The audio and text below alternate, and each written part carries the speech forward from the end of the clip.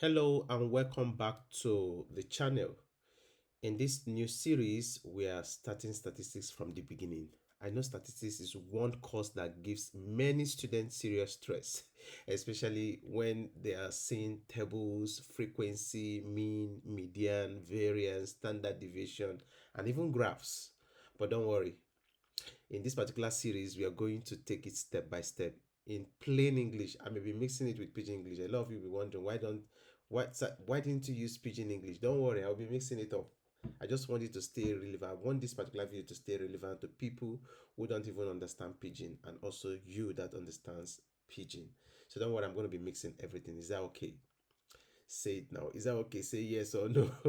Okay, that's fine. Whichever answer you've given, that's completely fine. So we're going to make it as simple as we can with examples that you can relate with. So this video is the part one of it. So if you really want to get engaged with the part two, part three, and the case maybe, just make sure to hit the subscribe button, turn on that particular bell icon so that when I upload new video, you receive notifications. So don't forget, I said this video is part one, and we are starting with the foundation. Before we begin solving mean, median, mode, variance, and standard deviation, we need to first understand what statistics is all about. So in today's lesson, we're going to be covering some couple of stuffs. The first thing I will want us to know is firstly what statistics means. We need to know the meaning of statistics. And I'm pretty gonna break it down. I go simplify well. We're gonna break this guy down. Let me write it very well so you can see. So what I wrote there is what statistics mean. That's the first thing I want to be covering in this particular video. I would like to also go over population. That's the second thing I'll be talking about. Okay, so I'm also going to go over to what we call sample. You need to know what sample is all about. Again, raw data. Raw data. So it's important we know even array. Let me cover array also. Then the rest of the stuff will come in for other videos. Let me add two stops because I think we'll have time to cover both frequency and tally. Let's do the two at once. Let's know that we've done a lot in this particular video. Frequency, then we might likely end it with this tally. So these are the basic ideas you must understand before calculations will make sense to you. Is that okay? All right. So without further ado, let me start with simple explanation to tell you what statistics is all about. And I may not be writing a lot of stuff. So if you have your writing materials, just keep it prepared because I'm going to be covering this particular stuff from different angle because it's coming from my head. So I may be saying too many different things that will be useful to you, useful to the field you want to use this particular course for. If you're a student, if you're studying data science, if you're studying any particular stuff that has to do with statistics, then you really need to have your writing materials available. So let's go over this particular one. What statistics? What is statistics? What is statistics all about? Now, to keep it simple, there are three components, or let me put it as 4 or 5. When you're defining statistics, you must make sure that you mention them. The first thing is to say that statistics is a branch of mathematics. That is one side of it. Statistics is a branch of mathematics. That means mathematics has several branches. Statistics is just one of the branch of mathematics. But what does it really deal with? It's a branch of mathematics that deals with collecting. That's the first word. Collecting. Please make sure this is very much captured in your notes. Collecting. Another one is organizing. Organizing. Organizing. That's the second thing I want you to have in your notes. The next one is presenting. That means after collecting, organizing data, you need to also present the data. You need to also analyze. That's another one. Analyzing. Analyzing. Then the final one is interpreting. If there's anyone I omitted, you can put that in the comment section. Remember I told you that I'm just bringing it from different angle that I can remember. Interpreting data. So how many do we have here? We have one, two, three, four, five. So statistics is a branch of mathematics that deals with collecting, organizing, presenting, analyzing, interpreting data. That sounds long. So let's make it simple. So statistics help us to take information and make meaning from it. We take information that we don't have any other, I mean, we don't have enough idea about the information, and we make meaning from that particular information. For example, imagine a lecturer wants to know how students perform in a test. The lecturer collects the scores of all the students. Those scores are what we refer to as data. Do you understand what I'm saying right now? He collects the scores of all the students. That score is what we refer to as data. Now, what next? But just looking at that particular score may not tell us much. So, what we need to do is to organize them. When we organize them, we calculate things like average score, highest score, lowest score, and maybe draw a graph. Do you understand? Those are the processes. So the whole process is what we refer to as statistics. That's why we say that statistics is a branch of mathematics that deals with collecting data, organizing data, presenting data, analyzing data, and even interpreting data. It encompasses all of these things. It covers all of these things. That's why I'm making it relatable using lecturer. But I need you to understand that statistics is used everywhere. Apart from this lecturer stuff that I mentioned, so that you don't get restricted. Statistics is used everywhere you can think of. For example, in school, let me just adjust this a little. In school, we use statistics to calculate students' average score. You're aware of that. Maybe some of you are not aware because you're not into lecturing stuff and you're not into academics, so it may not really relate to that. But just know that that is one area that statistics is used. I told you it's used everywhere. So when it is used, or let me just put it like this: we use statistics to calculate students average scores.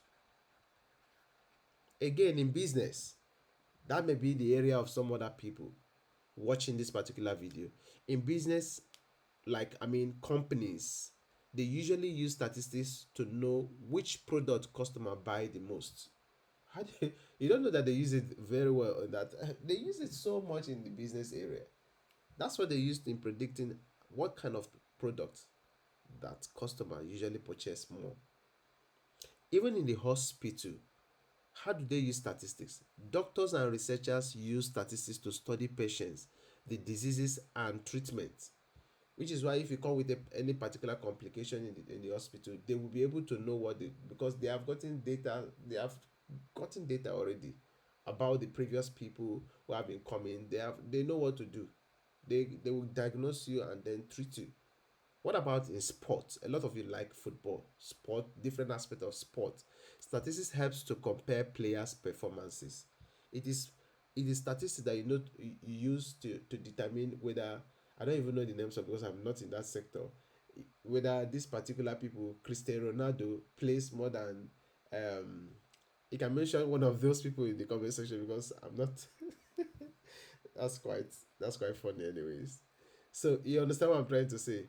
We use this particular stuff in sports to compare players' performances and other areas too, like in elections. Statistics also helps people understand voting patterns. Even in data science and this other one they call data analytics, statistics is one of the most important fundamentals or foundations, because data must be collected, it must be cleaned, it must be organized, it must be analyzed also, and also interpreted. So that's why it is very useful in data science and data analysis. So if you want to dive into that part and you think statistics is not useful, and other areas of statistics, both the binomial distributions, you want to talk about the Poisson distribution, you want to talk about even this what is it called, this one that has to do with populations too. I can't remember the name, but I teach students a lot about this particular one. a lot of this particular area. When maybe while I'm proceeding along, I will mention those particular area so that you understand more of what I'm talking about. Let me just finish with this so that I don't divert to another side. So I just need you to know that statistics is not just a school course. It is just real life. I mean, when I say real life, it is a life skill and it covers different career skills, different area. I hope you understand from this introductory part of it. So, like I said, we have to cover everything about statistics. The next thing is talking about population. So let's know what population is all about. Let's take it bit by bit because we don't want this particular video to be very lengthy. If at this point you grab what I'm saying about the introductory part of statistics, please make sure to hit the like button, share this particular video, and also subscribe to this YouTube channel. But if you want me to give you more example or explain the statistics very well, I may even come from a different angle, telling you that, remember, the first thing I need you to remember is that statistics is the science of collecting, organizing, analyzing data for any given purpose. It helps us to reduce large and scattered data to an understandable level, thereby enabling us to make decisions in the face of uncertainty. Those are the basic stuff I established about statistics. And I told you also that in our day-to-day activity, we must have, I think a lot of us have engaged in a lot of statistical stuff unknowingly to us. So I need you to know that you must have engaged in a lot of statistical stuff that, and even you've made decision about it, but unknowingly to you that those things are statistics in one way or the other. For example, let's say that Paul's parents want to send they want to send him to JAM lesson center. Let me use JAM in somewhere in Port Harcourt. Let me use like GROA in Port Harcourt. Pay attention to this particular example. And you know that you will also agree with me that there are a lot of lesson, I mean, there are so many lesson centers that they can choose from, because it's not only one lesson center that you have in GROA or let's say around the Uniport axis in Port Harcourt. They have, so what they will need to do is to make inquiry about various qualities. There are some qualities they will look forward to. One, they will look for a center student perform in the past JAM exams. And another one, they would look into the quality of the teaching staff in that particular JAM center. They also look at the location of that particular JAM center, if it's too far from their house, and all of that, and also compare also the fees or the charges from different tutorial centers. These are things that they may look forward to, and now they will make a good decisions after they would have done all of this thing. The best lesson center will come from all of this particular stuff that they will pick from. And that's more of the things a lot of students do, the decisions a lot of them make. Do you understand? On a daily basis. And you will not know that that is statistics. Those activities are what we refer to as statistics. Do you understand? So let's move over to this particular one, population. In statistics, population means the entire group. Anytime you think of population, just think of the entire group we are interested in studying. The entire group you are interested in studying. That's what we mean by statistics. If you want a maybe an organized definition, you can as well write this, that this is the totality of the observation with which we are concerned about. That's another part. That's another way you can do it. Like for example, for the JAM examples I just gave right now, the whole JAM lesson center in that particular location I mentioned in Port Harcourt forms the population of the above example. Or if that does not click, if we want to study all students in a university, then all students in that particular university are the population. If you want to study all the students in your class, all the students in that particular class you are the population. Do you understand what I mean now? Like for example, if you want to study all 100 level students offering statistics, then all those 100 level students, all those 100 level statistics students are what we refer to as population. That's what we say is the entire group. I hope you understand what I mean by population right now. So population does not always mean people. It can be objects, it can be animals, all the animals, or all the stuffs you have in the house, like that has to do with pets, all of those things. It could be all the schools, it could be all the companies you have in your state, It could be the cars around your vicinity. It could be the exam scores. All of that's what we mean by population. I hope this makes sense. So when you think of population, that's what the definition and the meaning is. You can put this together in a write-up the way that you understand it better for your exams. Is that okay? Okay, let's move to the next one. The next one is sample. Let me just create this space for sample. The next one is sample. What exactly is sample? I'll also keep this simple. A sample is a smaller part taken from the population. Remember, the population is talking about the entire group. But sample is a smaller part taken from the population. Let me give you a typical example. If a university has 20,000 people, and you know it's possible now, some university has more. They have more than 20,000. So if a university has 20,000 students, it may be difficult to ask every student a question. So we may collect, or we may just select 500 students. Those 500 students are the sample, because we can't reach all these 20,000 students to ask them questions. So you can decide to select just 500 students, and these 500 students we selected to ask questions, they are what we refer to as the sample. Does that make sense? You enter now. I know say you understand now. You understand now. So the sample should represent the population properly. So I could easily say that population, I could say population talks about the whole group, the whole or entire group. And then when I talk about sample is just talking about a smaller part of the group. This particular group I'm talking about, the smaller part of the group. That's what sample is all about. So it is basically the subset of the population. You agree with me? Maybe let me not give further example. I think this one has registered. I wanted to use that JAMB stuff to like link it up, but then since it appears that you understand what I said about sample, let's move to the next one so that we'll keep the video a bit shorter because it's getting longer already. I know by now you must have subscribed and shared this particular video to other of your colleagues. But if you've not, that's not cool. Please make sure to share it. All right. So the next one we need to talk about is raw data. What exactly do you understand by raw data? Raw data means data that has just been collected and has not yet been arranged or organized. Look at the two words I use. We newly collected that particular, collected is there. Data that has just been collected. That's the first one. And has not yet been arranged or organized. That's what we refer to as data, raw data. Now, suppose you have, let me just have some space over here. Suppose you have this test score. Let me use some few scores like that, maybe random score like that. I'm referring this to be test scores. Let's say you have 5, they are random, so I'll just generate random numbers. 9, 4, 7, 2, 5, 8.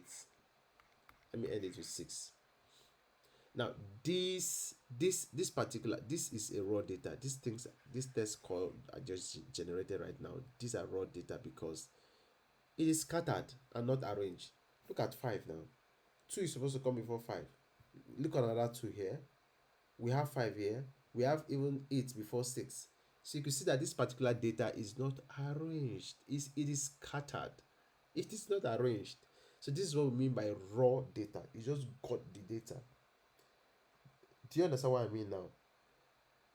They are just collected data. Anytime you think of raw data, just know that they are collected data which have not been organized numerically. Example, they have not been arranged either in ascending or descending order. So now if I want to arrange this one in descending order, I will pick 2, pick another 2, pick another list number, maybe 4, Take the 5, take the 6, take the 7, the 8, and then the 9. That's ascending order. I could even do it in a descending order. Take the highest number 9, then 8, 6. That is when you've already arranged those data or organized those data. But at this point, it is raw data. Does that make sense? Talk now. Does that make sense? I hope you're enjoying the lesson already. So let's wrap up by talking about the three remaining. One is the array. Let's know what array is all about. We use array even when we're talking about matrices. We use array also when we're talking about statistics. We use array when we're talking about Python programming also. Another area of programming like Python, JavaScript and the rest of that, array is very much important. An array is a data arranged in order. A data that is arranged in order. Think of raw data that it is a data that has not been arranged, that you just collected. But for array, it is an it's a data that is arranged in order, usually from smallest to the largest. So that raw data that I just showed you, this particular one now, array will now be we start with 2, 2. The next number that is smaller is 4. We also have the next to be 5, 5. Please, if I miss or omit something, just please put me through, or put it in the comment section. If I omitted something, I will make the corrections. And 9. This same raw data is what I have organized. This organized one right now, this arranged in order, is what we refer to as array. You can see that array is pretty simple. The meaning of array is pretty simple. It's not something that is quite difficult for us to understand, right? Okay, so if you grab that, let's move to the next one, which is frequency. What exactly is frequency? You know, you've been using frequency in other subjects like physics and the rest of that, and it has a different meaning there. But in statistics, frequency means how many times a value appears. Using this particular raw data that we just organize in an array, what frequency is saying is that how many times a particular value appears. For example, 2. 2 appears how many times? 1, 2. It appears twice. It appears 2 times. So the frequency of 2 is 2. Not because they are sounding the same way. Let me use another example. Like this particular 5. How many times does 5 appears? It appears 1, 2. Maybe if you see another 5, you count it alongside. Then the total now is what you decide. That's the frequency. Now we have 5 twice. Then how many times does 5 appears? Twice. It appears 2 times. Then what about 9? Let's use 9 as an example for you to understand more. How many times does 9 appears? Tell me in the comment section. If you say 1 time, then you're correct. So the frequency of 9 is 1. The frequency of 5 is 2. The frequency of 2 is 2. Because 2 appears twice, 5 appears twice, 9 appears just once. Does that make sense? So that is what frequency is all about. It is not difficult. It always works alongside with tally. Frequency always works alongside with tally. I'm going to be showing you that with on a table real quick. Tally is a simple way of counting using strokes. That's what tally is all about. It's not difficult. It's a simple way of counting using strokes. For example, if 5 appears 2 times, if 5 appears 2 times, we just do 2 strokes like this because 5 appears just twice. If maybe 9 appears once, just a stroke. Maybe we have another data where maybe 4 appears like 7 times. You just have 1, 2, 3, 4, 5, then 6, 7.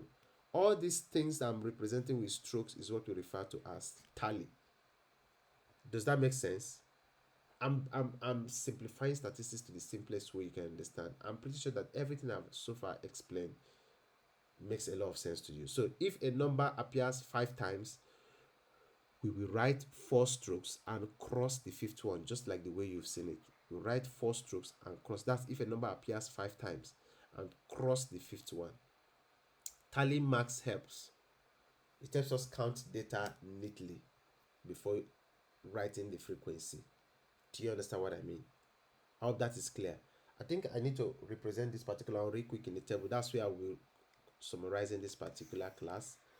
The frequency and the tally. Let me show you a real quick example. that will help you to understand. Remember, I told you that these two guys works together. So let me show you that in a simple table. Okay, let's say we have 1. This I like this represents 1. If I have it represents 2. Maybe when I start solving questions, I will represent it very well. Let me just show you this. 1, 2, 3. This is at the tallies. These are the frequency.